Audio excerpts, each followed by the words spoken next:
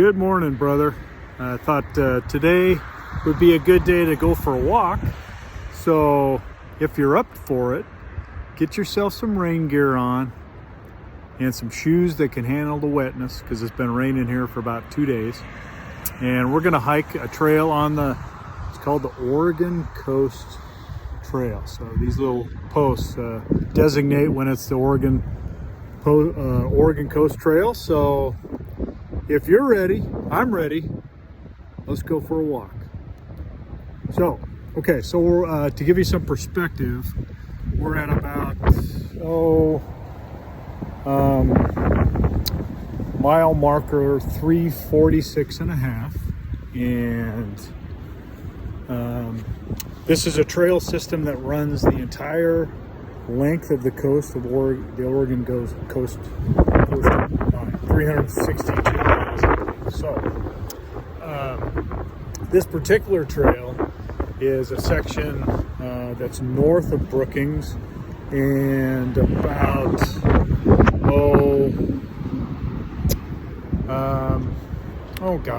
I don't know, I can't do the math, but I think it's about 18 miles north of the border of California. So if I could figure out how to turn this camera around, I could show you, but I guess I'll just flip it. So here's kind of the perspective. So right up there, you'll see the guardrails for the 101, the highway, and kind of this is the trail, what it looks like, this particular section. So the trail kind of goes the entire coastline, and about every 25 or 30 miles or so along the coastline of Oregon,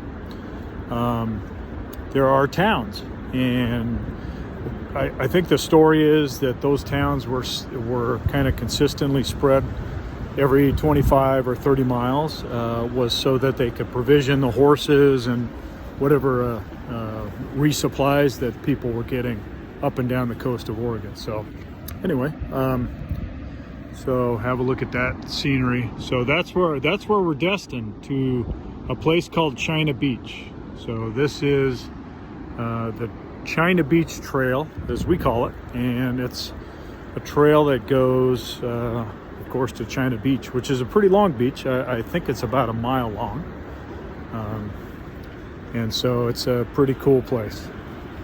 So gonna take about 7 minutes or so, pretty gradual step down to the beach. It's a trail that Kelly can handle pretty good with her balance constraints and hips and stuff like that. So it's all good. Good morning. So, but anyway, this is a pretty cool trail, and yeah, it's one of our favorites here along the coastline. So as we get down closer to the beach, you'll maybe see why. So yeah, let me still trying to figure out this camera, so this is kind of rough, but hang with me, buddy. Hope you enjoy this. I was just thinking about you. November 30th is on your heart, and I'm certainly praying in advance for God's will, of course, but successful surgery and successful outcome, and a positive prognosis, yeah, I wish I was there, but thought you would enjoy a little hike of along the Oregon coast here while you're stuck indoors preparing for a big surgery. So anyway, so let me turn the camera around. So we're coming up to kind of the forest of the coastline, which is a lot of fern trees and stuff like that. It's pretty cool. The trail's not very slippery. You might think it's since it's been raining here so much, the trail would be slippery, but this particular trail is not. There's not a lot of roots that kind of stick out into the trail like this. There's some here, but not a ton like there are in other places along the trail system. So but you can see kind of some of the forest, how many ferns there are, and just how beautiful it is. It's so peaceful. It's kind of windy today, but of course in the forest here you can't see a ton of wind, or can't feel a ton of wind, and the trees are pretty calm, so you don't see them moving too much. But if we were up top and away from the trees, we would be experiencing some wind for sure. So this trail, and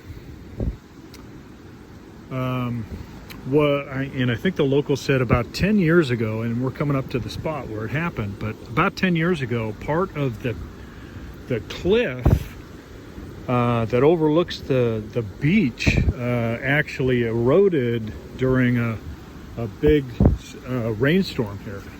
And so they had to kind of reroute the trail down to the beach, part of this Oregon Coast Trail. So we're coming up to that here in just a minute, but you can see some of the moisture that was dry, 2 weeks ago. You're looking down at this little creek of water that goes down, and you can see the downed tree there and some of the other stuff that's happening, just because of the moisture. It's supposed to rain today, for an example, a half an inch during the day, and then an inch overnight tonight. It's supposed to rain, so gets a lot of rain here. There's no doubt about that. Fun fact, during the fall, and I think it's happening now, and I'm looking along the terrain here, but a fun fact is mushroom hunters, if you can believe that's a real thing, mushroom hunters come to this area in search of exotic and rare mushrooms that are both used in cooking and in Chinese herbal remedies and stuff like that. So you can kind of see down along this tree branch, if you can see that, there's a bunch of like mushrooms that are hugging it. Now I don't know mushrooms. They had a class a couple weekends ago, maybe even last weekend. There's a big mushroom here, and this guy and that guy, and so now's the time these mushrooms start to grow. Down piece of timber here, walk over. Anyway, so this area gets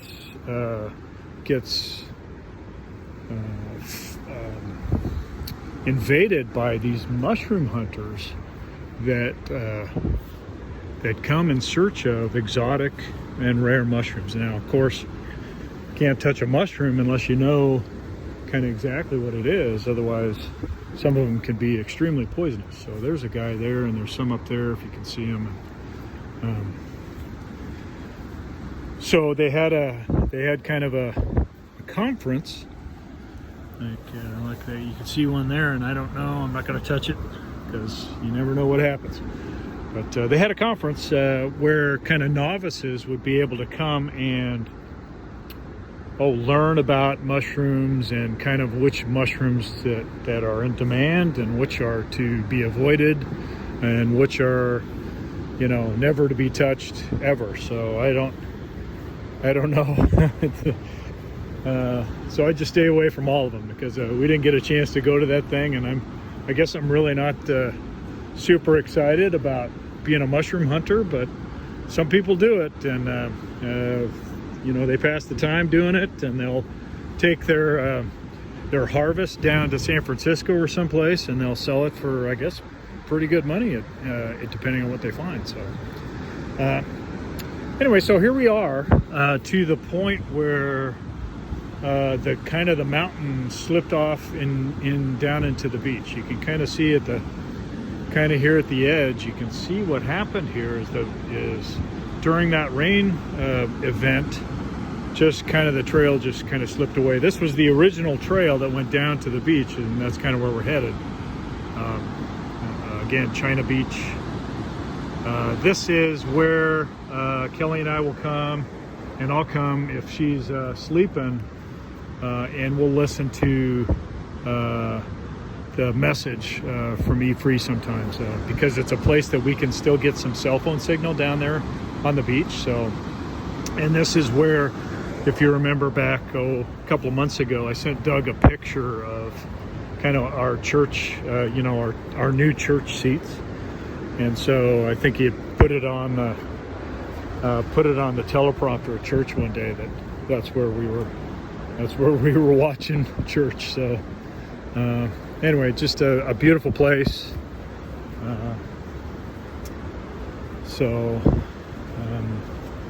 Yeah, it's been a few weeks since I've been here, and I'm really surprised at how much growth there's been in the funguses, the mushrooms.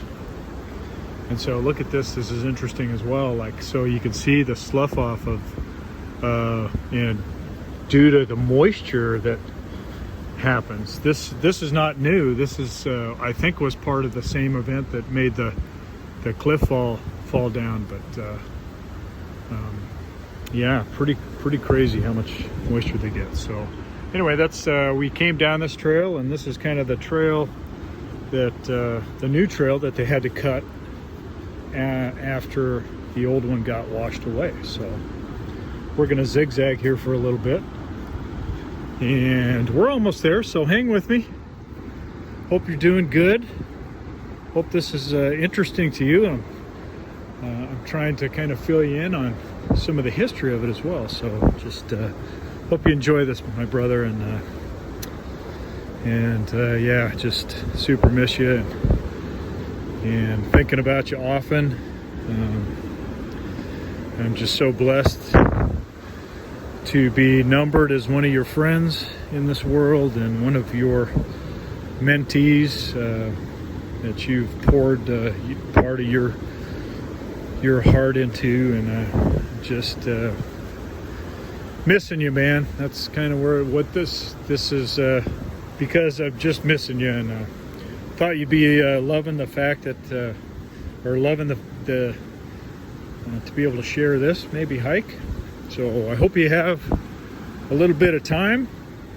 I'm going to try to edit this with Sophie's help, or if she's too busy, maybe just it'll be raw and unfiltered and unedited.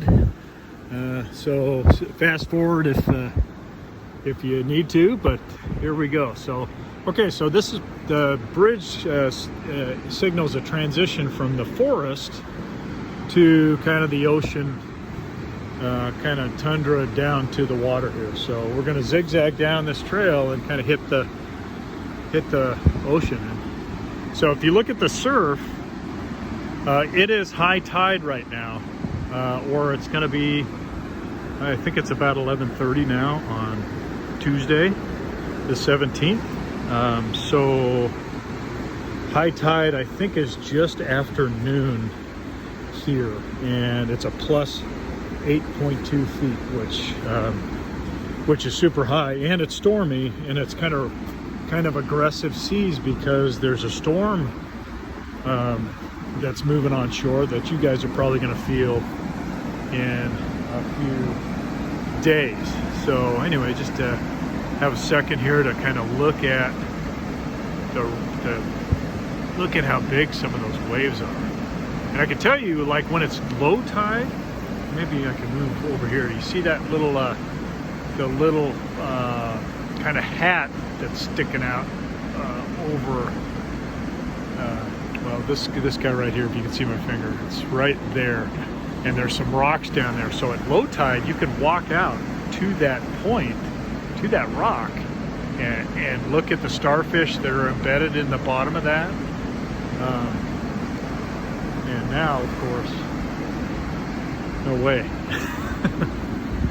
So pretty crazy surf coming up here. Kelly's brother, as you might know, I might have talked about him a little bit as a surfer guy. So he surfs, I guess from just even growing up. You know, he surfed with Kelly, and Kelly surfed, but he still surfs, and he was anxious to get out of here the other day because of these waves that are crazy big, and So I don't know. I haven't talked to him since yesterday, and as of yesterday, he hadn't been able to, because one of the deals that happens here is with this super big surf, there's some driftwood that's so here we are. So there's some driftwood that you can see some parts of that will get washed out into the surf and kind of bounce around and stuff, and you can't surf with these giant logs, I guess, getting bounced.